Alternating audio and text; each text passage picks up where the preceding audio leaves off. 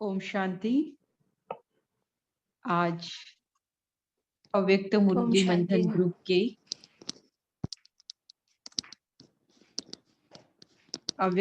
मंथन ग्रुप के शाम के सत्र में आप सभी शक्तियों का बहुत बहुत स्वागत है, स्वागत है, स्वागत है। तो शक्तियां कहा, इसका अर्थ ऐसा नहीं कि भाइयों के लिए नहीं कहा। आत्मा जो शिव से जुड़ती है वह सभी शक्तियां है, चाहे मेल चोले में है चाहे फीमेल चोले में है। तो इस अनुसार आज बाबा ने कहा है कि शक्तियों का जो विशेष गुण है, क्यों कहा जाता है उनको शक्तियां, क्योंकि वो निर्भय होती है। फिर बाबा कहते हैं भले तुम्हारा नाम तो है शक्ति सेना, लेकिन शक्तिपन की ये जो विशेषता है ना, निर्भयता में प्रैक्टिकल में दिखाई देनी चाहिए, तब कहेंगे शक्तियां। फिर बाबा कहते हैं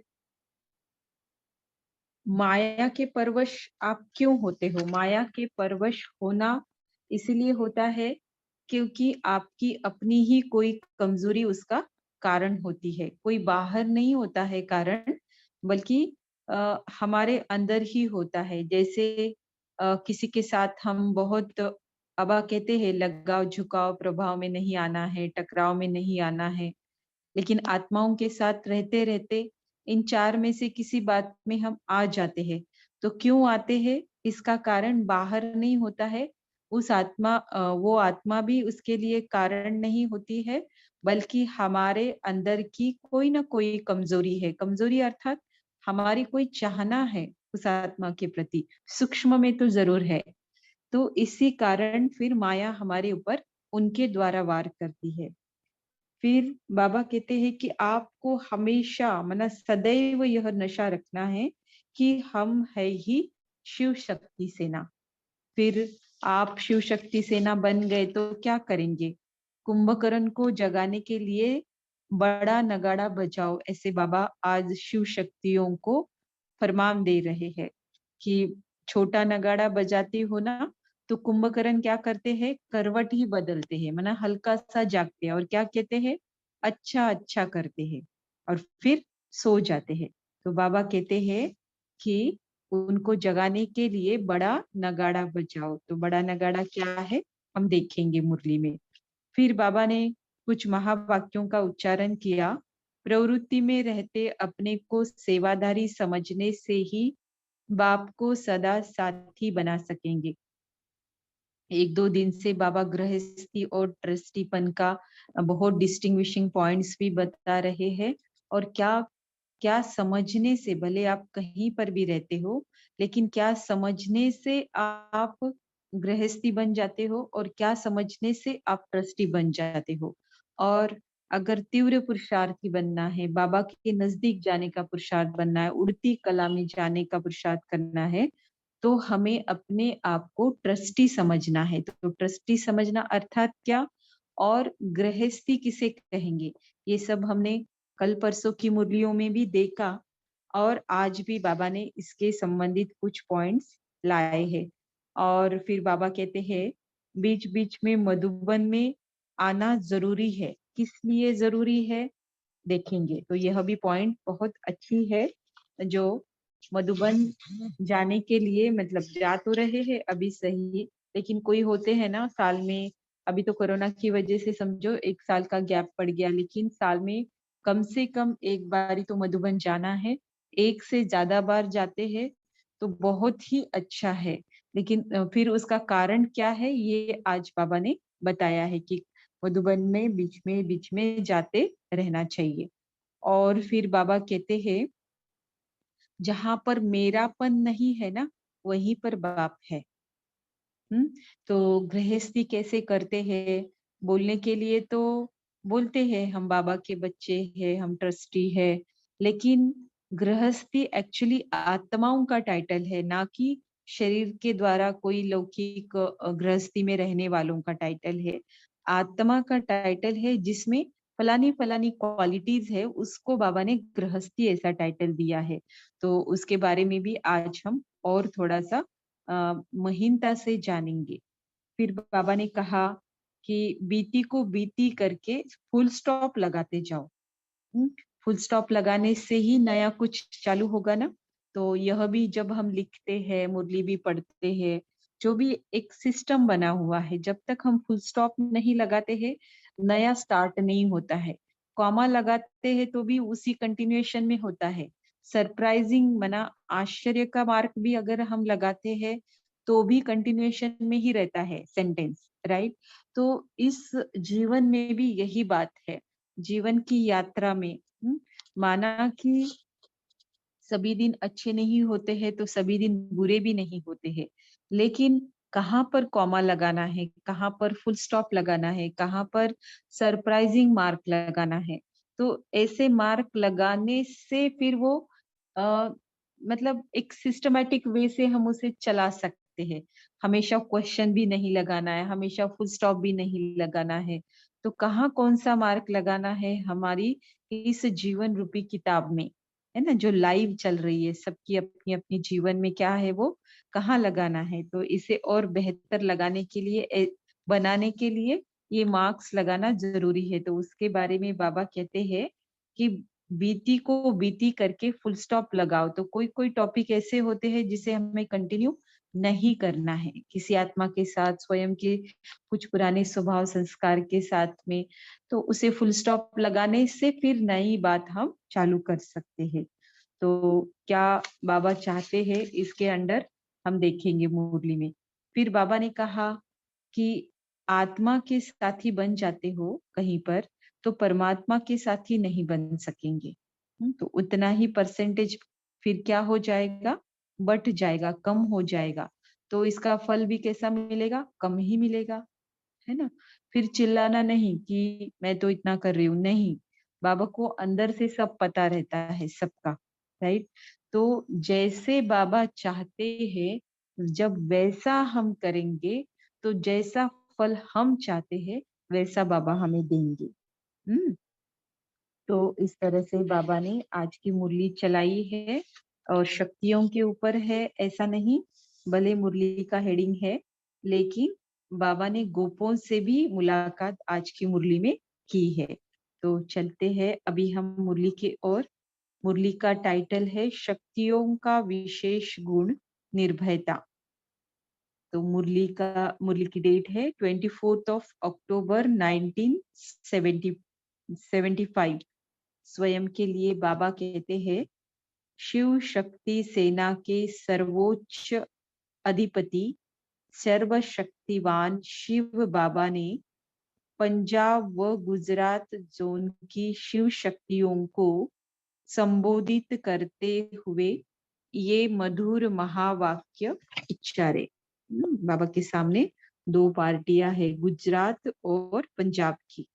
तो उनके पार्टी में जो आई हुई है आत्माएं, उनके प्रति बाबा ने आज के महावाक्यों का उच्चारण किया है, राइट। तो सबसे पहले बाबा कहते हैं, जैसा नाम है शक्ति सेना, तो जब शक्तिपन की विशेषता, निर्भयता प्रैक्टिकल में दिखाई दे, तब कहेंगे शक्तियां। शक्तियों का विशेष गुण निर्भयता का गाया जाता है, गाया हुआ है। वह अपने में अनुभव करती हो, तो गुस्सा करने में शक्तिशाली नहीं। शक्ति लगती है क्या गुस्सा करने में? ऑटोमेटिक होता है ना। शांत बैठने के लिए, शांत स्वरूप बनने के लिए शक्ति लगती है, राइट। तो कोई भी निगेटिव बात के लिए, जैसे कोई बॉम्ब भी अपनी पीठ पे बांध के होता है ना, मना जो टेररिस्ट होते हैं वो क्या करते हैं, अपनी जान की परवाह ना करते हुए खुद को भी खत्म करते हैं और औरों को भी खत्म करने के निमित्त बनते हैं। तो उनको वो बात सही लगती है, उसमें वो निडर बनते हैं। तो यहाँ पर जो निर्भयता बाबा बता रहे हैं वो इस तरह की नहीं है, राइट। तो उनका कोई स्क्रू ढीला होता है ना, तो वो ऐसे एक्ट करते हैं, लेकिन बाबा इस हिसाब से निर्भयता नहीं बता रहे हैं, ठीक है। तो शक्तियों का विशेष गुण निर्भयता का गाया हुआ है, वह अपने में अनुभव करती हो, निर्भय सिर्फ कोई मनुष्य आत्मा से नहीं, लेकिन माया के वार से भी निर्भय। ऐसा होना चाहिए, माया के वार से भी निर्भय। जो माया से घबराने वाली नहीं, उसको शक्ति कहा जाता है। नेगेटिव बातों से अ, घबराने वाले नहीं, व्यर्थ बातों को समाप्त करने वाले, तो उसको शक्ति कहा जाता है। माया से डरती तो नहीं हो, जो डरता है वह हार खाता है। जो निर्भय होता है, उससे माया खुद भयभीत होती है। है ना? क्योंकि भय के कारण शक्ति खो जाती है और समझ भी खो जाती है। होता है ना ऐसा? जिंदगी में कभी ना कभी, हाँ, बाबा का बनने के बाद की नहीं, पहले की बात कर रही हूँ, कि कभी ना कभी किसी बात का डर लगता है तो ऐसे होता है ना कि मुझ में तो कोई शक्ति है ही नहीं और मेरी बुद्धि भी ठीक तरह से काम नहीं कर रही है। ऐसा अनुभव करते थे ना? ज्ञान में आने के बाद भी करते होंगे, क्योंकि पुराने कुछ स्वभाव संस्कार जो डोमिनेटेड होते हैं, एकदम से नहीं जाते हैं, राइट? लेकिन फिर काम करते हैं उस पर तो बिल्कुल जाते हैं। तो बाबा यहाँ पर यही कहते हैं कि जो निर्भय होता है ना, उनसे माया खुद भयभीत होती है। अगर डरने वाले होते हैं तो क्या होता है, कोई पर्टिकुलर समय पे शक्ति खो जाती है, समझ भी खो जाती है। वैसे भी जब किसी से भय होता है तो होश हवास गुम हो जाते हैं। कोई सस्पेंस मूवी देख रहे, कुछ डरावनी मूवी देख रहे, या फिर हम जो बात नहीं करनी चाहिए वो कर रहे हैं, तो अंदर से फीलिंग आती है भय की, या फिर अच्छा नहीं लगता, या फिर होश हवास गुम हो जाता है। जो समझ होती है वह भी गुम हो जाती है। तो यहाँ भी जो माया से घबराते हैं, उनकी माया से समझ खो जाती, इसलिए वे माया को जीत नहीं सकते। तो समझ का होना बहुत जरूरी है। तो जैसा नाम है शक्ति सेना, तो जब शक्तिपन की विशेषता प्रैक्टिकल में दिखाई दे, तब कहेंगे शक्तियां। किसी भी प्रकार का भय है तो उससे शक्ति नहीं कहेंगे। अबला जो होती है वह सदैव अधीन होती है। कैसी होती है? अधीन होती है। वह अधिकारी नहीं होती है। क्यों अधीन होती है? क्यों अधीन होती है? क्योंकि स्वयं को भूली हुई होती है। तो एक्चुअली नारी अबला ऐसा नहीं है। तो उसका अर्थ क्या है कि जो जिस जिसको भी, माना जो भी है, चाहे पुरुष हो चाहे स्त्री हो, लेकिन उनको स्व की स्मृति नहीं है, विस्मृत है। तो कैसे होता है? हुँ? तो स्व की स्मृति नहीं है तो समर्थी नहीं है, समर्थी नहीं है अर्थात अधिकारी नहीं है। किस बात के अधिकारी? शक्तियों के अधिकारी, सर्व गुणों के अधिकारी, राइट?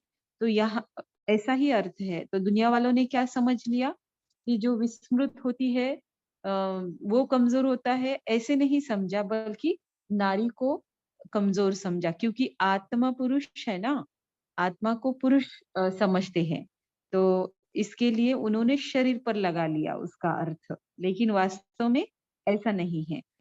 अबला जो होती है वह सदैव अधीन होती है, वह अधिकारी नहीं होती। आप तो अधिकारी हो ना, भय के कारण अधीन तो नहीं हो जाएंगी। तो जितनी शरीर शरीर की स्मृति है, देहभान है, तो उतना भय रहेगा किसी न किसी बात का। लेकिन जैसे ही हमारी स्थिति देही अभिमानी बन रही है और शरीरीपन का अभ्यास कर रहे हैं, तो हमें भय नहीं लगता है ना? गलत बातों का जो अभी इसके पहले लगता था, है ना? हम अगर सही है, सही श्रीमत पर चल रहे हैं, तो हमें किसी से भी डरने की जरूरत नहीं है, चाहे कोई भी अथॉरिटी हो फिर, है ना?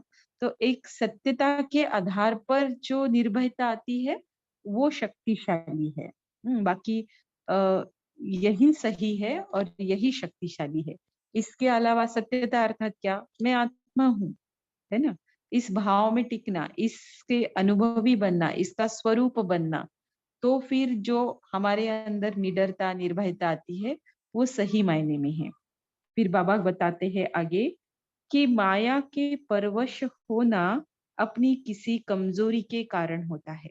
हम इसको उसको ब्लेम करते रहते हैं ना, तो उस उसको भी चांस किसने दिया? हमारे अंदर कमजोरी है तभी तो दिया ना, नहीं तो वो कहाँ से लेती थी वो आत्मा या परिस्थिति या कोई वस्तु? नहीं, इनमें कोई ताकत नहीं है। इसीलिए बोला ही जाता है परिस्थिति, पर की स्थिति। जब से ब्राह्मण बने हो तो माया को चैलेंज दी है कि आओ माया, जितना वार करना है उतना करो, मैं शिव शक्ति हूँ।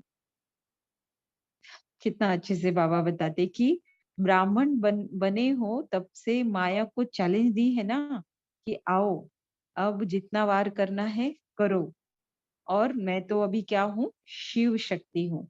माया के परवश होना अपनी किसी कमजोरी के कारण होता है। जहाँ कमजोरी है वहां माया है। तो कमजोरी क्यों है? देह अभिमान के वश है। देह की स्मृति और देह के संबंधों के वश में होने से, स्मृति में रहने से कमजोरी है। इसी को माया कहते हैं। जैसे जहाँ गंदगी है वहां मच्छर जरूर पैदा होते हैं, वैसे ही माया भी जहाँ कमजोरी होती है वह वही प्रवेश होती है। हम्म, बहुत सारी बातों पे काम कर लिया हमने खुद पर, और एक आध बात को ही साधारण समझकर छोड़ दिया। बस इसी यही से माया क्या करेगी? चांस लेगी। और प्रवेश करेगी। तो कमजोर होना अर्थात माया का आह्वान करना। खुद ही आह्वान करते और खुद ही डरते, तो फिर आह्वान करते ही क्यों हो? बाबा बोलते हैं कि खुद ही आह्वान करते हो, खुद ही कमजोर होते हो, माना विस्मृत हो जाते हो। आपकी स्व की स्मृति से विस्मृत होना अर्थात कमजोर होना। और कमजोर हो गए कि माया आ गई तो कमजोरी नहीं होना है ना। तो इस तरह से बाबा इसी को क्या बोलते हैं कि आह्वान करते ही क्यों हो। अब बाबा कहते हैं सॉल्यूशन के तौर पर सदैव यह नशा रखो कि हम हैं शिव शक्ति सेना। कल्प पहले भी माया पर विजयी बनी थी, अब भी फिर वही पार्ट फिर रिपीट कर रही हूँ। कितनी ही बार के विजयी हो, जो अनेक बार का विजयी है वह कितना निर्भय होगा? क्या वह डरेंगे? क्योंकि की हुई बात फिर से करना क्या होती है? आसान होती है, क्योंकि आत्मा में वो संस्कार होते हैं ना। तो की हुई बात के संस्कार आत्मा में जब फीड होते हैं, तो कभी भी हम वो दोबारा कितने भी दिनों के बाद कर रहे हो, कई जन्मों के बाद भी कर रहे हो, तो हमें वो फिर से करना क्या होता है? सहज होता है, मुश्किल नहीं होता है। लेकिन अभी अभी हमको बहुत समय हो गया ना ये सारी बातें करके। 5,000 साल पहले हमने करके रखा था, उसी का खाया पिया, इतने जन्म निकाले, अब फिर से हमारी जो बैंक है खाली हो गई है। लेकिन फिर उसे भरने के लिए बाबा हमें श्रेष्ठ श्रेष्ठ स्मृतियां, युक्तियां, विधियां और स्वमान देते रहते हैं। तो उसमें से आज बाबा कह रहे हैं कि कल्प पहले भी माया पर विजयी बनी थी। आप शिव शक्ति सेना हो। अब क्या है, फिर से रिपीट कर रहे हैं कितनी बार, क्योंकि ड्रामा तो अनादि अविनाशी है, कितनी ना बार रिपीट हुआ है। तो बाबा कहते हैं कितनी बार आप भी विजयी बने हो।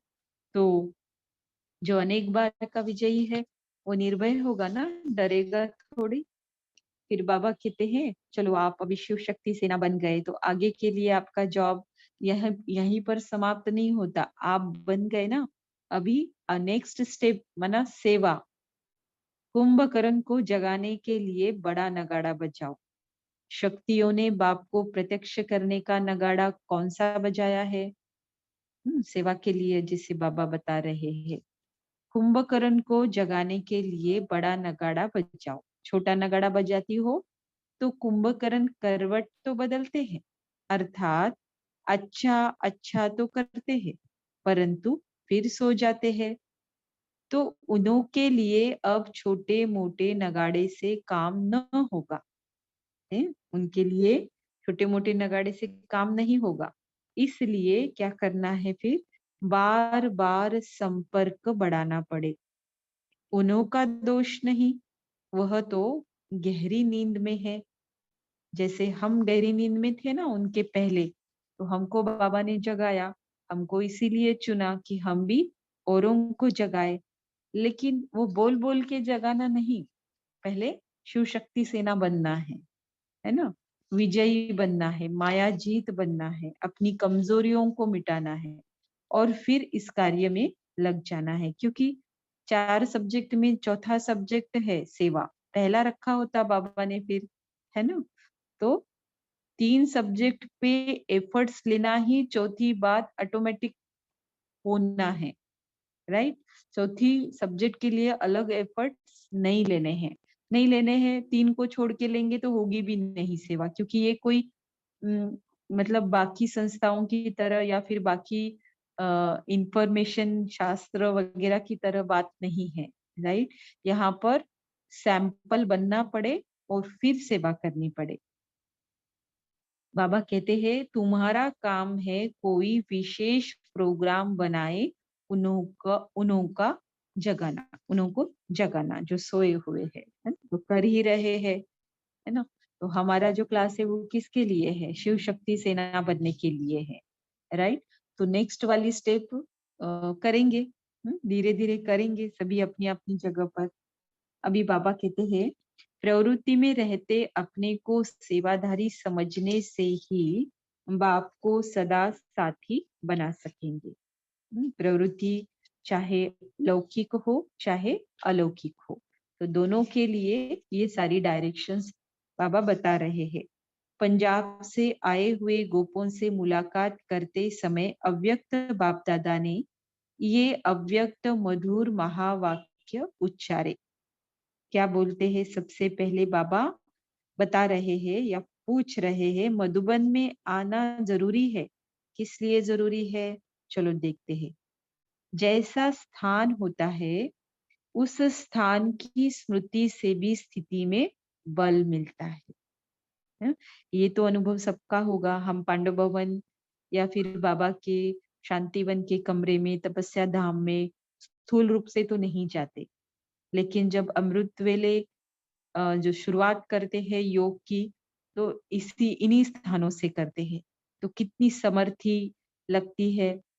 और स्थूल रूप से जाकर पता नहीं सूक्ष्म में हम वहां पर कितना रहते हैं, लेकिन यहाँ पर स्थूल रूप से रहते हुए अगर हम अपनी रूहानी यात्रा वहां से स्टार्ट करते हैं योग में बैठते ही, तो हमें जरूर जरूर उसमें बल मिलता है। तो ये बात है कि स्मृति से स्थिति में बल मिलता है।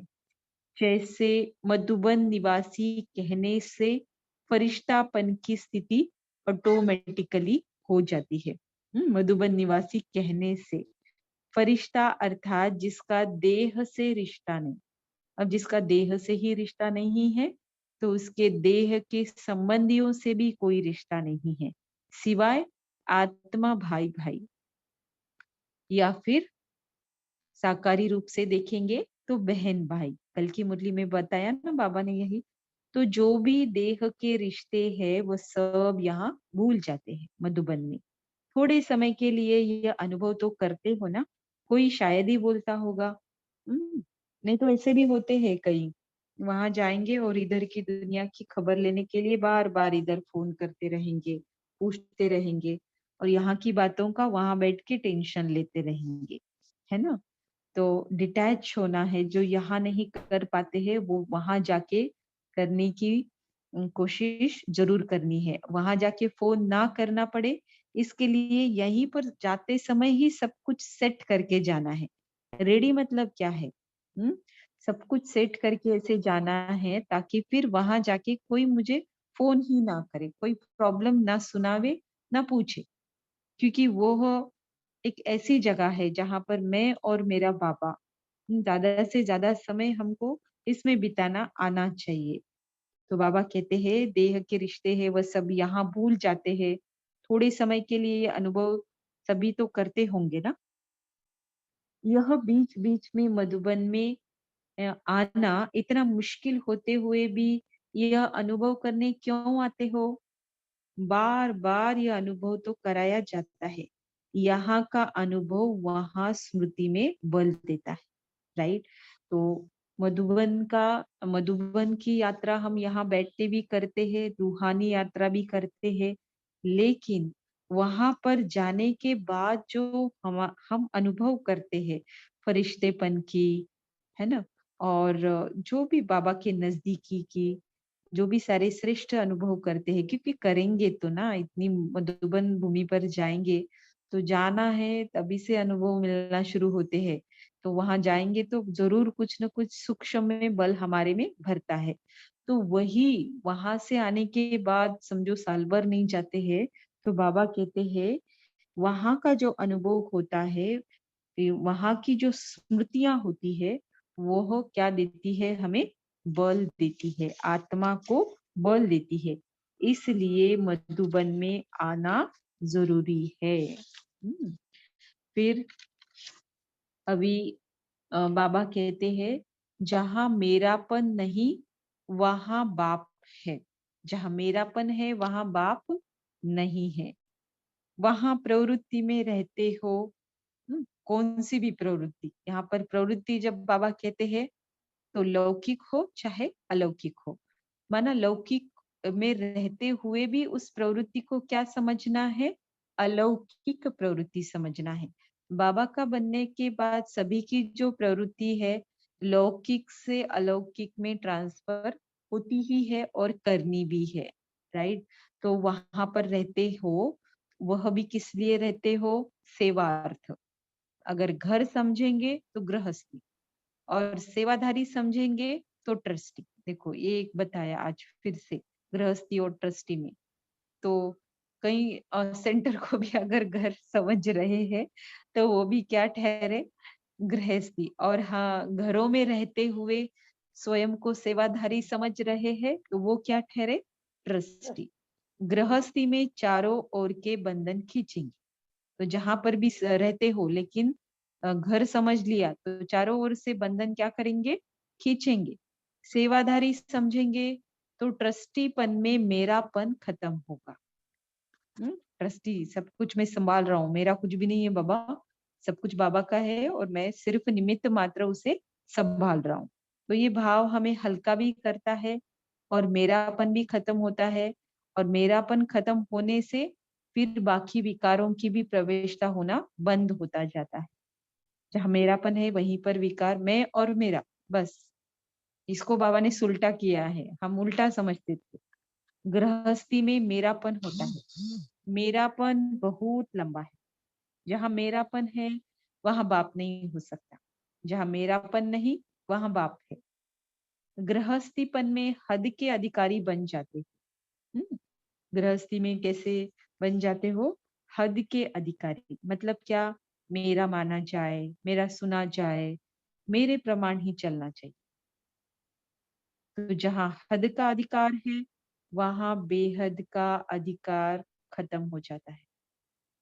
तो सब कुछ हद का मिलेगा फिर, प्राप्ति हद की, है ना, राज्य भी हद का, है ना, सब कुछ हद का। और क्या करें, भगवान का बनकर भी हद का पाया तो फिर क्या पाया, है ना। बाबा हमें बेहद का देने आया है, बेहद का बाप है ना, तो बेहद का वर्षा देने आया है, बेहद के अधिकार देने आया है। और हम है कि इतना सब कुछ भर भर के दे रहा है, और हम है कि छोटी मोटी अपनी इच्छाओं अपेक्षाओं के वश में होकर हद के अधिकारी बन जाते हैं। तो जहाँ पर हद का अधिकार होता है वहां बेहद का अधिकार खत्म हो जाता है। तो ये एक्सेप्ट करना, करवाना, तो होता है ना, घर में, लौकिक घरों में जब हम होते हैं तो देह के संबंधों के आधार पर देखते हैं तो ऐसा समझते हैं, मेरा मानना चाहिए, मेरा सुनना चाहिए, मेरे प्रमाण चलना चाहिए। हाँ, हो सकता है आप सही भी हो, लेकिन किसी आत्मा को पार्टी अगर वैसा दिया है तो क्या करे, है ना। हाँ, करनी है, शुभ भावना रखनी है, बाबा की नॉलेज अनुसार प्रयास हमको करना है। हाँ, लेकिन फिर अटैच्ड होकर नहीं, डिटैच्ड होकर, तभी वो काम करेगा। अदरवाइज आप भी करते रहो और वो भी आत्माएं फिर वैसी ही करती रहेगी। नहीं, डिटैचमेंट फर्स्ट, तो इसी को आज बाबा ने अलग शब्दों में बताया है कि जहाँ मेरापन है वहां बाप नहीं हो सकता, और जहाँ बाप नहीं होगा तो वहां कोई काम नहीं हो सकता, ना कोई सिद्धि, ना कोई कार्य, ना कोई सफलता। बस बस चल रही थी ना, और ही खराब चलेगी गाड़ी फिर, है ना। तो इसीलिए बाबा कहते हैं, फिर सोल्यूशन बता रहे हैं, ऐसा नहीं करना है और नहीं करना है, अर्थात अब बीती को बीती करके फुल स्टॉप लगाते जाओ। फुल स्टॉप बिंदी होता है, फुल स्टॉप का स्वरूप भी कैसा होता है, बिंदी होता है। फुल स्टॉप नहीं लगाते, अर्थात बिंदी रूप में स्थित नहीं होते, तो या आश्चर्य या कॉमा या क्वेश्चन लगा देते हो। आश्चर्य की निशानी क्या कहे, जो कहते हैं ऐसा ऐसे ये होता है क्या। मतलब कोई बात जानते हैं ना, ब्राह्मण परिवार में ही किधर किधर किसी किसी को बहुत आदत रहती है, ये भी जाने इसके बारे में उसके बारे में, है ना। तो देख के क्या बोलेंगे, ऐसे यह होता है क्या, ब्राह्मणों में यह बात होती है, यह आश्चर्य की निशानी हो गई। तो बाबा देखो पढ़ाते भी इस तरह से है, आश्चर्य कैसे होता है, किन बातों को आश्चर्य के रूप में समझेंगे, कहाँ हमारा आश्चर्य का मार्क लग जाता है, तो उसके लिए एग्जाम्पल बताया बाबा ने। अच्छा, ऐसे होता है क्या, यो भी बात होती है, हम बोलते हैं ना, तो ये आश्चर्य की निशानी हो गई। यह भी नहीं होना चाहिए। यह क्यों हुआ, क्यों क्या कहना, यह क्वेश्चन हुआ। यह भी व्यर्थ संकल्प उत्पन्न होने का आधार है। तो बाबा कहते हैं ये आश्चर्य, ये कॉमा, ये क्वेश्चन, ये क्या है, व्यर्थ संकल्प उत्पन्न होने का आधार है। तो समर्थ संकल्प उत्पन्न होने का आधार क्या हुआ फिर, फुल स्टॉप, है ना, बिंदी लगाना। अब बाबा कहते हैं जहाँ आत्मा के साथी बने तो परमात्मा के साथी कैसे बनेंगे। तो यह संगम युग जो है क्यों अमूल्य है, क्योंकि भगवान के साथ रहने का युग है। आत्माओं के साथ में तो सभी युगों में कल्प कल्प रहे हैं, और यह युग भी हमने ऐसे ही गवा दिया, तो फिर हमने अपना ही नुकसान कर लिया। भगवान भाग्य बांटने आया तो बोलते हैं ना, तब क्या सोए थे। तो किसी अन्य को साथी बनाना अर्थात सोना। देखते हैं अभी बाबा क्या बोलते हैं, जो होता है उसको साक्षी होकर देखो। पहली रेमेडी क्या बताई बाबा ने, सबसे पहले हमको ट्रस्टी बनना है, मधुबन में आना है बीच बीच में, फिर ट्रस्टी बनना है, सेवाधारी समझना है, फिर फुल स्टॉप लगाना है, बाकी सारे जो मार्क्स है वो क्या करने हैं, नहीं लगाने हैं। फुल स्टॉप लगाएंगे अर्थात समर्थ संकल्पों की अधिकारी बन जाएंगे, अधिकारी बन जाएंगे। फिर अभी बाबा कहते हैं कि जो कुछ होता है उसे साक्षी होकर देखो, इन्वॉल्व नहीं हो, करना सब कुछ है, भागना कहीं नहीं है। हम कोई जंगल में जाने वाले सन्यासी नहीं है, हम बेहद के सन्यासी हैं। तो बाप के साथी के बजाय आत्मा के साथी बन जाते हो। बाबा के साथी बनेंगे ना, तो आत्माओं के साथी, अच्छे अच्छे आत्माओं के साथी बन ही जाएंगे। जो विश्व का रचयिता, सृष्टि का रचयिता, उस वही अगर आपका साथी बनता है तो आपके हिस्से में सब कुछ अच्छा ऑटोमेटिकली आएगा। अलग अलग से पुरुषार्थ करने की जरूरत नहीं है। बाबा न कहते कि मैं मेहनत से छुड़ाने आया हूँ, तो सच में सिर्फ बाबा का साथ पाने में, बाबा को साथी बनाने में मेहनत लो और बाकी सब कुछ फ्री में पाओ। ऐसी स्कीम है बाबा की संगम युग कर, जो समझे वो जरूर करेगा। ठीक है। तो बाबा बाबा कहते हैं बाप के साथी के बजाय आत्मा के साथी बन जाते हो। अच्छा, ऐसी बात है, मैं भी ऐसे समझता हूँ। यह है सुनने का साथ और सुनाने का साथ। तो जहाँ माना अन्य के साथ हम बातें करते हैं तो जहां आत्मा के साथी बने तो परमात्मा के साथी कैसे बनेंगे? जितना समय आत्मा का साथी, उतना समय बाप के साथी कैसे बनेंगे? जितना समय आत्मा का साथी, उतना समय बाप के साथी नहीं बनेंगे। कैसे बनेंगे पूछा और फिर बोला नहीं बनेंगे। यह क्या हो जाता है फिर?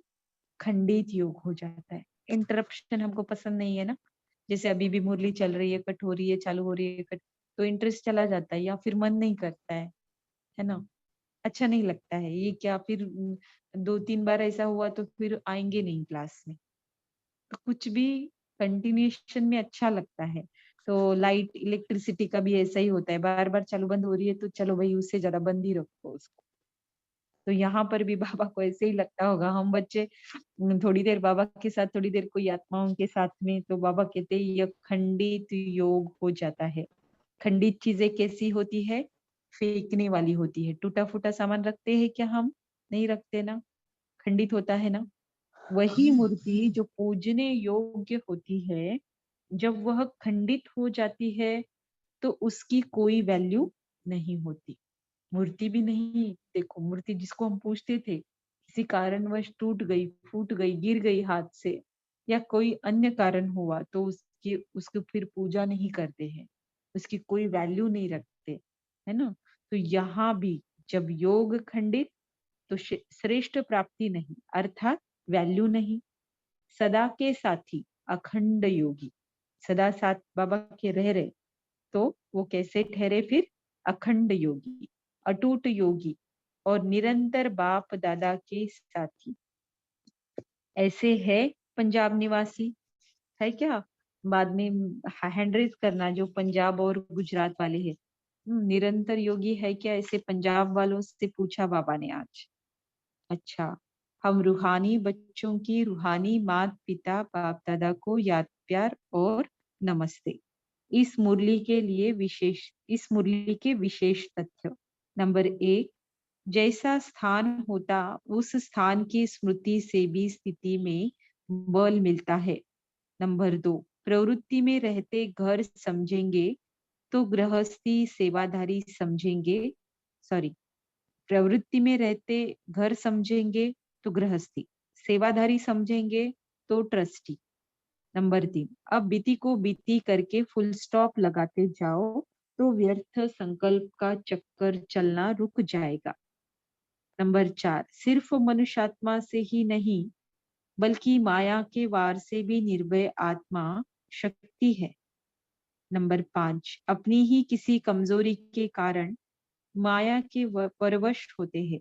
नंबर 6, मैं कल्प कल्प की अनेक बार की विजयी आत्मा हूँ, यह याद रहने से माया से निर्भय रहेंगे। ओम शांति। तो अभी हम 1 मिनट साइलेंस में बैठेंगे और फिर आगे बढ़ेंगे, बाबा को याद करेंगे।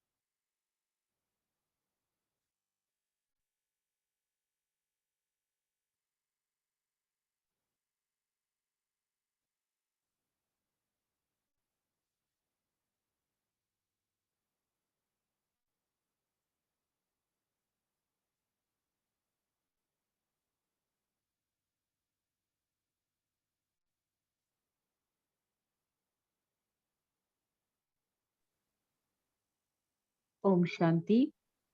तो जो नए पार्टिसिपेंट है उनके लिए मैं फिर से एक बार बताती हूँ कि स्टार के लिए जब हम क्वेश्चन पूछती हूँ तब सभी लोग हैंड रेज करते हैं, अर्थात माइक ऑन करके नहीं बोलते हैं, और जो सबसे पहले हैंड रेज करेगा उसको चांस दिया जाता है। अगर उसका आंसर गलत हुआ तो फिर नेक्स्ट वाले को चांस मिलता है। तो इस तरह से फिर वो स्टार के लिए हम क्वेश्चन पूछते हैं और आज की क्लास का स्टार उसे डिक्लेयर करते हैं जो सही जवाब देता है। तो सभी को ध्यान रखना है कि जब क्वेश्चन पूछा जाएगा तो कोई भी माइक ऑन करके नहीं बताएगा बल्कि हैंड रेज करेगा, ठीक है। और बाकी एज यूजुअल हमारी क्लास अभी चलेगी। तो सबसे पहले बाबा ने क्या कहा है कि शक्तियां आपको कब कह सकेंगे।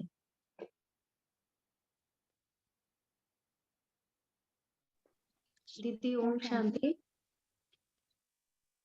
जी बाबा ने कहा निर्भयता शक्तियों का विशेष गुण है। निर्भय होना ही शक्तियों का विशेष गुण है। तो जो निर्भय है और सिर्फ मनुष्य आत्मा से नहीं, माया के वार से भी जो निर्भय है वही शक्ति है। ओम शांति। हाँ, और क्या कहा इस पॉइंट में कि ओम शक्तियां शांति कब दीदी। हाँ शक्ति कहा जाता है जो माया से घबराता नहीं, डरता नहीं, हम्म निर्भय रहता है। जब माया खुद भाग जाता है, अगर निर्भय रहेगा तो माया खुद भाग जाता है। माया खुद डरती है ना। हाँ बोलिए गगन भाई। निर्भयता की शक्ति जब प्रैक्टिकल में दिखाई दे। एग्जैक्टली है ना। तो ये डरता नहीं है या फिर माया उनसे डरती है, अर्थात उन्होंने क्या किया है कि ये शक्ति को मतलब इस निर्भयता को प्रैक्टिकल में उतारा है। सिर्फ सुनने पढ़ने से शक्ति सेना या शक्तियां नहीं कहा जा सकता, है ना। तो जो प्रैक्टिकल में उन्होंने उतारा है और जो डरते नहीं है, हारते नहीं है, चाहे फिर वो मनुष्य आत्मा हो चाहे फिर वो माया हो। तो इस तरह से प्रैक्टिकल जो ऐसा रहते हैं उनको ही, फिर जो प्रैक्टिकल में निर्भय रहते हैं उनको ही शक्तियां कहेंगे। अगर शक्तियां नहीं है तो क्या हो जाता है। दीदी ओम शांति। अबला अबला जो शक्तियां नहीं है तो फिर वो अबला हो जाती हैं, जो सदैव अधीन होती हैं, अधिकारी नहीं।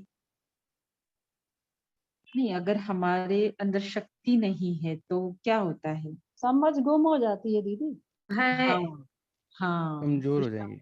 समझ गुम हो जाती है, शक्तियां खत्म हो जाती है। शक्तियां खत्म हो जाती है। क्यों खत्म होती है, क्या कारण होता है, कौन सी क्योंकि भावना। होश उड़ जाता है ना, भयभीत की वजह से, भय से होश उड़ जाता है। हाँ होश तो उड़ जाता है तो पावर खत्म हो जाता है। हाँ, है ना। तो होश हवास गुम हो जाना, भय लगना, शक्तियां है ऐसा महसूसता नहीं रहती है, समझ गुम हो जाना, ये सारी बातें कब होती है, जब हम प्रैक्टिकल में अपने शक्तिपन की विशेषता को यूज नहीं करते, अर्थात निर्भय नहीं बनते हैं, है ना। तो ऐसे समय में ये सब होता है। फिर बाबा क्या कहते हैं कि आप क्या हो और क्या नहीं हो।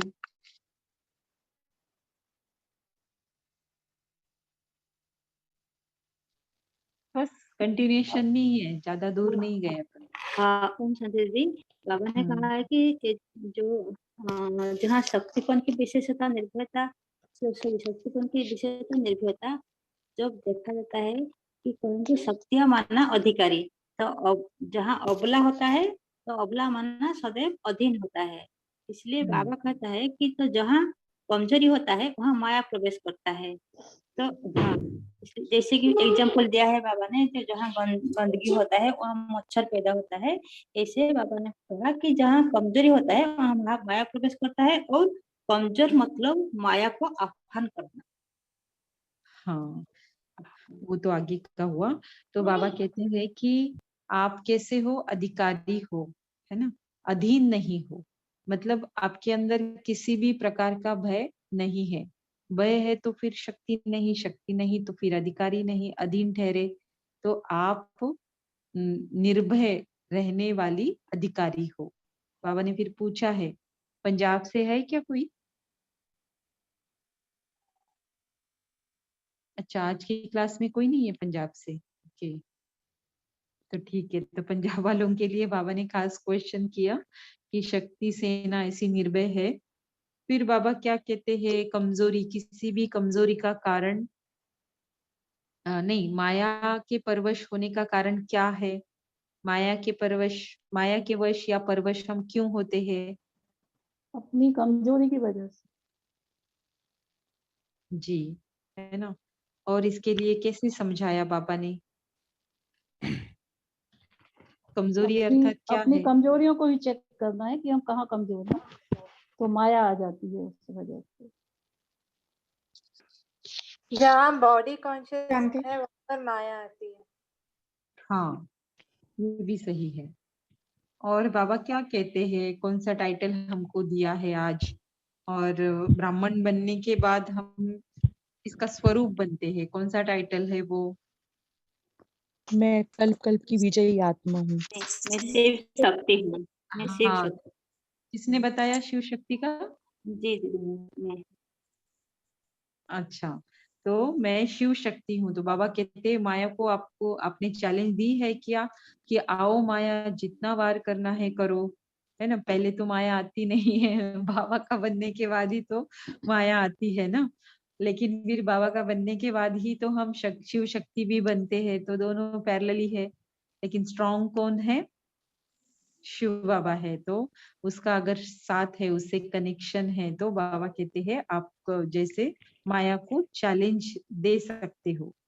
फिर बाबा ने कैसे बताया है कि कमजोरी माया, कैसे एग्जाम्पल दिया है, क्या एग्जाम्पल दिया है, हम ही कैसे आह्वान करते, इसको कैसे बताया बाबा ने? ओम शांति। बाबा ने कहा कि माया के परवश होना मतलब अपनी किसी कमजोरी के कारण हम माया के परवश होते हैं। जहाँ कमजोरी होती है वहीं पे माया प्रवेश करती है। तो जब हम कमजोर होते हैं तभी माया प्रवेश करती है, मतलब हम माया का आह्वान खुद ही करते हैं और फिर उससे डरते रहते हैं। तो हमें ये नशा रखना चाहिए कि हम शिव शक्ति हैं, तो निर्भयता भी आती है और फिर माया हम पे वार नहीं करती है। तो हमें अपनी कमजोरियों पे अटेंशन रखना है। ओम शांति। जी, बहुत अच्छा, है ना। तो जैसे गंदगी जहां पर होती है तो मच्छर ऑटोमेटिक आते हैं ना। तो वैसे ही जहां पर बॉडी कॉन्शियस है, देह अभिमान है, तो जाहिर है फिर वहां माया और कमजोरी के रूप में आती ही है, प्रवेश होती ही है। तो कमजोरी को मिटाते रहेंगे, माया को भगाते रहेंगे तो ये नहीं होगा। सीधा हमें कॉन्शियसनेस का शिफ्टिंग करना पड़ेगा, तो सारे के सारे भाग जाएंगे फिर, है ना। फिर बाबा ने इसके लिए एज अ सोल्यूशन क्या बताया, कि आह्वान करते हैं, क्यों डरते हैं, माया से क्यों डरते हो? तो एज अ रेमेडी कहो, सोल्यूशन कहो, क्या बताया बाबा ने? जी ओम शांति। बाबा बोले कल पहले भी माया पर विजयी बने थे, अब भी वही पार्ट रिपीट कर रही हूँ। ये हमको बात नहीं सोचना कर, है उधर क्लास चल कितनी रही ही है, बार के हम क्लास चल रही थी। कितनी बार के ही विजयी है। तो जो अनेक बार किया जाता है वो करने में आसानी होती है, और अनेक बार के विजयी वो निर्भय होंगे और जी, माया से डरेंगे नहीं। तो बाबा कहते हैं सदैव नशा रखो कि हम कौन है, शिव शक्ति सेना है, राइट। तो गेट बंद करके जाइए, पढ़ाई कर लूँ थोड़ी देर। हाँ, आप अपना माइक बंद करिए जब आंसर नहीं देना है तो, राइट। पूरी क्लास में डिस्टरबेंस होता है फिर बाबा ने क्या कहा, शिव शक्ति सेना बन गए, अभी क्या करना है? सेवा की तरफ बढ़ना पड़ेगा ना। खुद बन गए तो औरों को बन ओम शांति दीदी। बाबा हाँ, ने बोला कुंभकर्ण को जगाना है। हाँ, कैसे कैसे जगाना है, क्या क्या बताया इस पॉइंट में?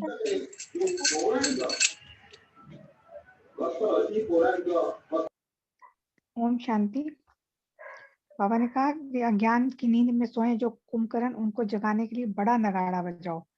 हाँ, बड़ा नगाड़ा बजाओ मतलब कोई बड़ा प्लान बनाने के लिए, क्योंकि छोटे छोटे जब हम नगाड़े बजाते हैं तो उनसे वो उठते नहीं है। वो कुंभकर्ण करवट लेकर फिर सो जाता है। अच्छा अच्छा करते हैं लेकिन ज्ञान में आते नहीं, चलते नहीं, धारणा होती नहीं। और छोटे मोटे नगाड़ों से अब काम नहीं होगा। उनसे बार बार हमें संपर्क भी बढ़ाना है और कोई बहुत अच्छा बढ़िया प्लान बनाना है, बड़ा प्लान बनाना है, ताकि वो अपनी गहरी नींद से जागे। ओम शांति। जी, बहुत अच्छा। जैसे दीदी कुंभ का मेला लगा है, उसमें हम जाके प्रोग्राम बनाए, उसमें जाके हम लोगों को जगाया। अच्छा, हाँ बहुत अच्छा, है ना? तो हाँ कुंभ के मेले में कुंभकर्ण हाँ को जाके कुंभकर्णों को जाके जगाया और वो जग भी गए। हाँ। बहुत अच्छा, देखो तो सच में आप क्या बन गए फिर? शिव शक्ति सेना बन गए, है ना? फिर बाबा क्या कहते हैं कि क्या समझने से आप बाबा को सदा साथी बना सकेंगे? ओम शांति दीदी। हाँ, अपने को सेवादारी समझना, बाप के सदा साथी बना सकेंगे। जी। फिर बाबा क्या कहते हैं, मधुबन में आना जरूरी क्यों है? जैसा स्थान होता है उस स्थान की स्मृति से भी स्थिति में बल मिलता है। है ना? तो मधुबन परमात्मा अवतरण भूमि है, तो उसकी विशेषता अन्य सभी स्थानों से महत्तम है, बढ़कर है ना? उसके जैसा स्थान कोई और इस संसार में है ही नहीं, होगा भी नहीं, है ना? एक तो वो स्थान, फिर भारत भूमि, क्योंकि परमात्मा आते ही भारत में है, इसीलिए ये अविनाशी खंड कहा जाता है। बाकी सभी खंड विनाश को पाते हैं, फिर निर्माण होते हैं, लेकिन भारत ही एक ऐसा स्थान है जहां पर पूरी तरह से प्रलय नहीं होती है। फिर बाबा ने क्या कहा और कौन से कारण बताए बाबा ने कि मधुबन में आना जरूरी है इसके लिए? दीदी बाबा ने बताया मधुबन कि मधुबन मधुबन जाने का से अनुभव हमें यहाँ पर भी स्मृति में बल भरता है। हाँ, और ओम शांति दीदी। बाबा ने कहा कि जैसे मधुबन निवासी कहने से फरिश्तेपन की स्थिति ऑटोमेटिकली हो जाती है, तो ऐसे बाबा ने कहा है कि जो भी देह के रिश्ते हैं वो सब ऑटोमेटिक भूल जाते हैं यहाँ आने के बाद, तो मधुबन को आने के बाद। तो इसलिए हाँ, इसलिए बीच बीच में जितना भी जो तकलीफ हो, फिर भी तुम यहाँ आते जाना है, क्योंकि आने से जो बल मिलता है, जो स्थिति बनता है, वो स्थिति वहाँ जो सेंटर पर या कहीं भी रहने से भी वो खुद को बल देता है। जी, है ना? तो इस तरह से उस स्थान की महिमा बताते हुए दीदी सिर्फ दीदी हाँ, एक बात, हाँ एक बात, दीदी एक्चुअली जो मधुबन तो मैं कभी गई नहीं, तो लेकिन इस बार जो आज रात को मैं जो जाऊंगी, जो हमारा जो टिकट हो चुका है, हम सब आज कटक से निकलेंगे, तो इसलिए बाबा ने ये जो मुरली चला है ना, आज ये मेरे लिए चला है, क्योंकि मैं कभी भी अभी तक नहीं गई हूँ। जब बीच में आप एक दिन पूछा था कि जो मधुबन का जो अनुभव किसने, जो सभी ने सुना, तो मैं उसी दिन बोल नहीं पा रही थी। और जो उस दिन के बाद, जो उस दिन के जो अगला दिन है, अगला दिन पड़ा, तो उसी दिन हमारी सेंटर में जो दीदी ने पूछा कि कौन कौन मधुबन जाएंगे। हाँ, तो मुझे ऐसा लगा कि बाबा आपके थ्रू जो ये संदेश दिया है कि जो मधुबन जाने के मधुबन लिए। जाना है हाँ, जरूर। एक्चुअली आज मैं बहुत खुशी हूँ कि क्योंकि आज एक्चुअली बाबा ने मेरे लिए चला ही, मधुबन जाओ और गोल भर की स्थिति बना के आ जाओ।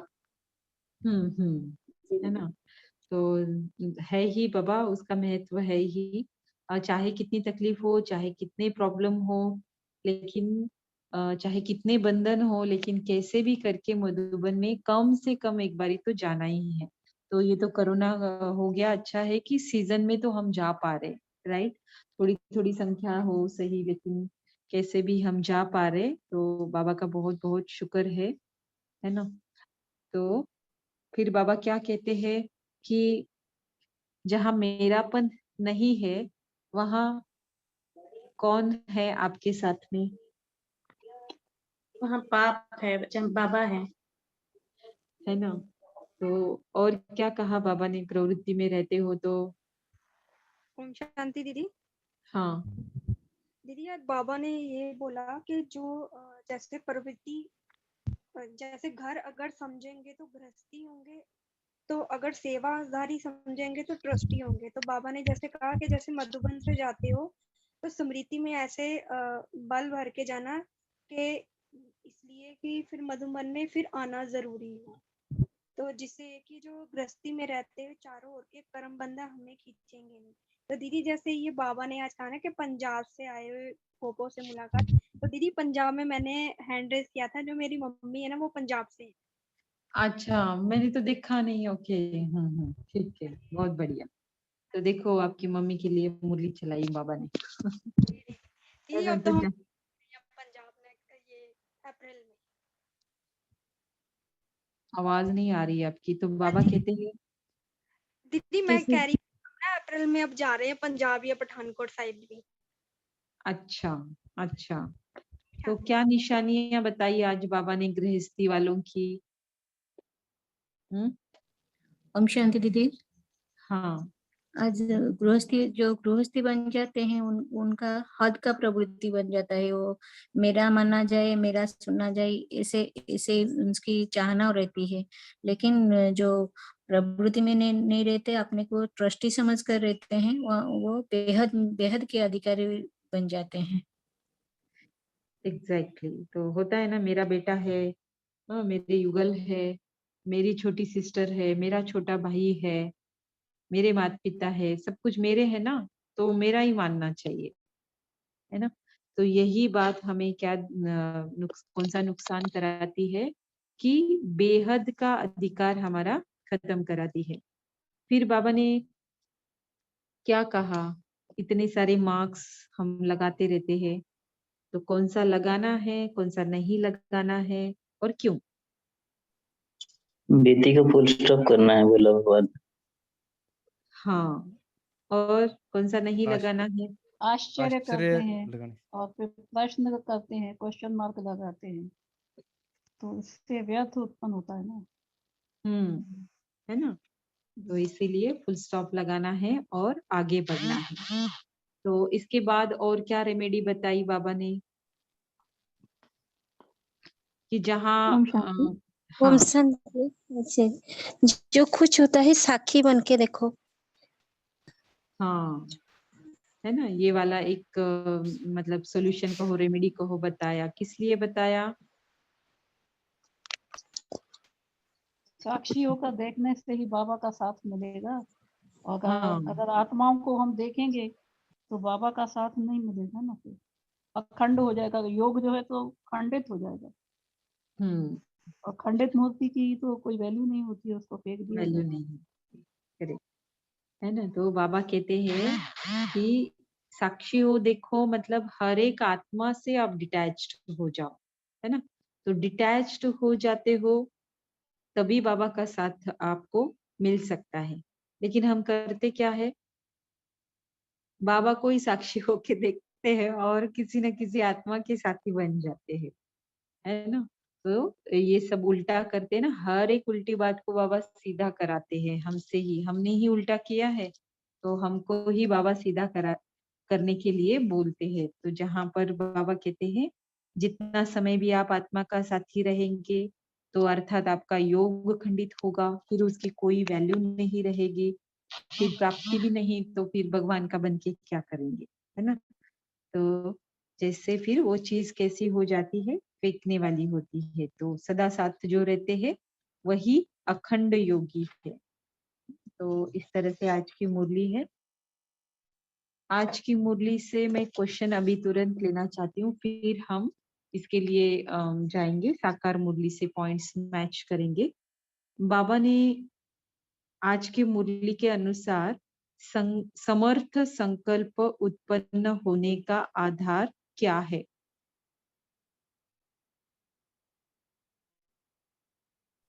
सेवा करना दीदी। ओम शांति। एक तो आंसर गलत बताया और ऊपर से माइक ऑन करके बताया अंशु बहन आपने। आप लेट आए क्लास में। मैंने क्लास के इन बिटवीन बताया था कि स्टार के लिए क्वेश्चन पूछेंगे तो हैंड रेस करना है, ना कि माइक ऑन करके बोलना है। अच्छा ठीक है, राइट, ठीक है, ठीक है, ठीक है। क्योंकि कुछ सिस्टम चलानी है तो कुछ डिसिप्लिन भी बनानी पड़े ना। हाँ हाँ, ठीक है, ठीक है। कोई नहीं दीदी, हम लोग जो बाकी रूम में मीटिंग होते हैं ना, तो हम लोग माइक से ही करते हैं। हाँ, तो तो अभी भी ठीक माइक है। से ही करना है, लेकिन चांस तो पहले उसको मिलेगा जिसने पहले हैंड रेस किया है, राइट। भले भले भले भले भले, परफेक्ट, ठीक, ओके। आप आंसर बताइए। हाँ बताएंगे, 1 मिनट। सबसे पहले जो मुझे दिखाई दे रहा है हैंड रेस गगन भाई ने किया है, तो वो भाई जी बताइए। फुल स्टॉप लगाने से। करेक्ट है ना। तो समर्थ संकल्प एक्चुअली ये समझने की बात थी, मुरली में लिखा हुआ नहीं है, लेकिन मुरली एक्सप्लेन करते समय, मनन करते समय मैंने बताया था, सभी ने ध्यान से सुनी है, इसका मतलब इतने हैंड रेस भी ऊपर दिखाई दे रहे हैं। तो आंसर एकदम करेक्ट है। आज के क्लास के स्टार गगन भाई बन गए, मुबारक हो गगन भाई जी। अभी हम साकार मुरली की ओर जाते हैं कि कौन सी पॉइंट हमारी अव्यक्त मुरली से मैच करती है। दीदी ओम शांति। आज का जो उत्तर है वो माया के से हार खाने के ऊपर, जैसे बाबा ने बोला ना, तो जब देह अभिमान में आते हैं तो माया की ग्रहचारी बैठती है और अनेक प्रकार के टकराव होते हैं। तो जैसे हद के अधिकारी जब बनते हैं तो ये सारी बातें आती है, राइट। और जो स्लोगन है कि सर्वशक्तियों को अपने ऑर्डर में रखने वाले ही मास्टर सर्वशक्तिमान है, यानी जब हम मास्टर सर्वशक्तिमान की नशे में रहते हैं तभी जाकर हम माया से भी ललकार कर सकते हैं।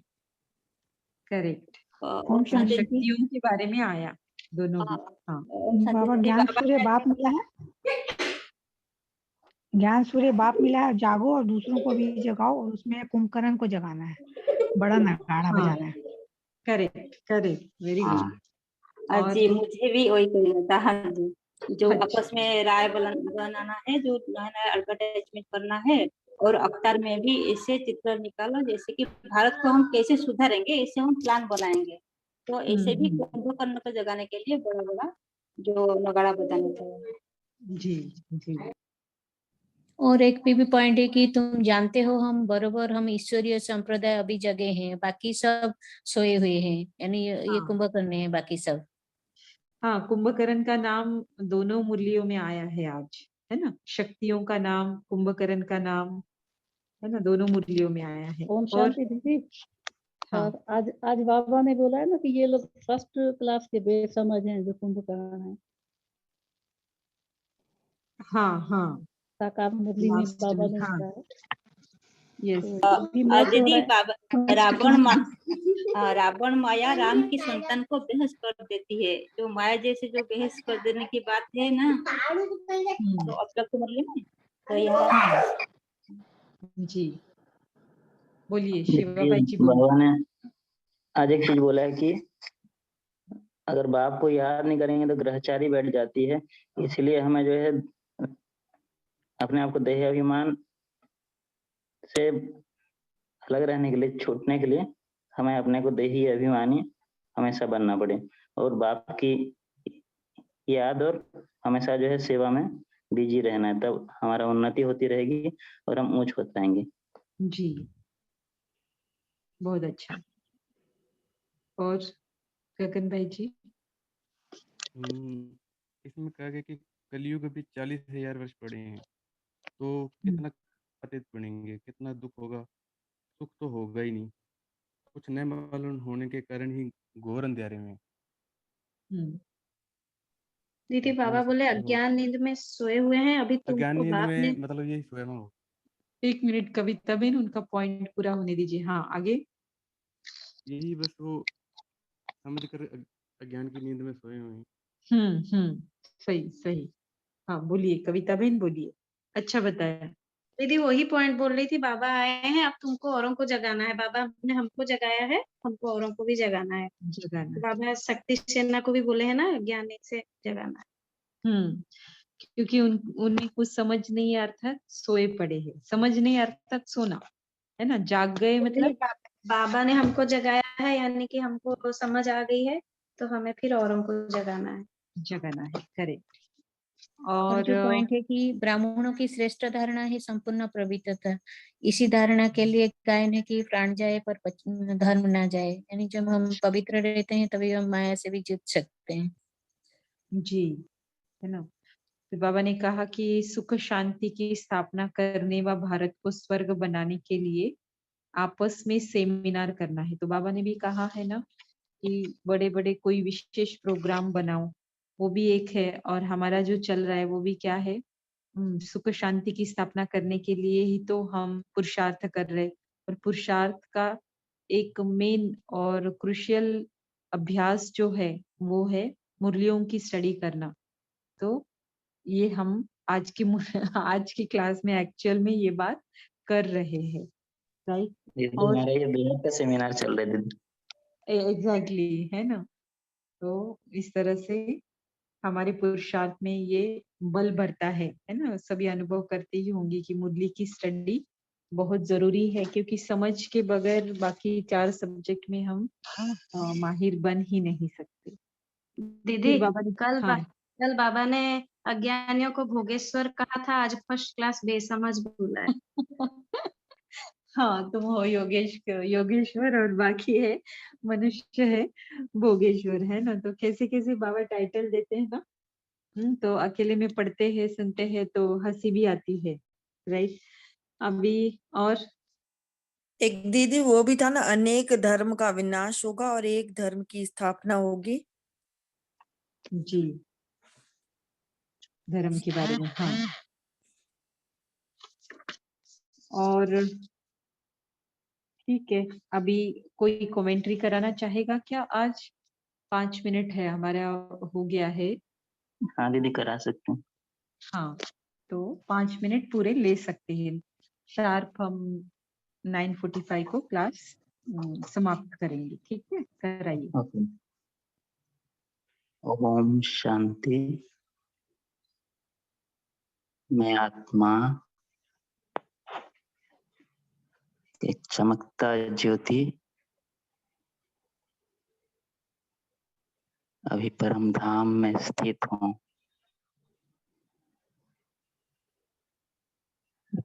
और मेरे सामने ज्ञान सूर्य शिव बाबा। मैं आत्मा बाबा के सामने एकदम नजदीक बैठा हुआ हूँ और बाबा से सर्व शक्तियों की किरण चारों तरफ बिखर रहा है, सारे ब्रह्मांड में फैल रहा है।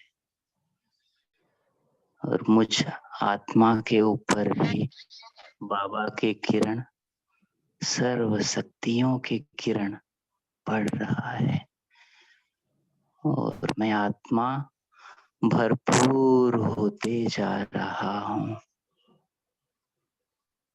मुझ आत्मा की चमक बढ़ती जा रही है। अब मैं आत्मा भरपूर हो गया हूँ और बाप समान चमक रहा हूँ।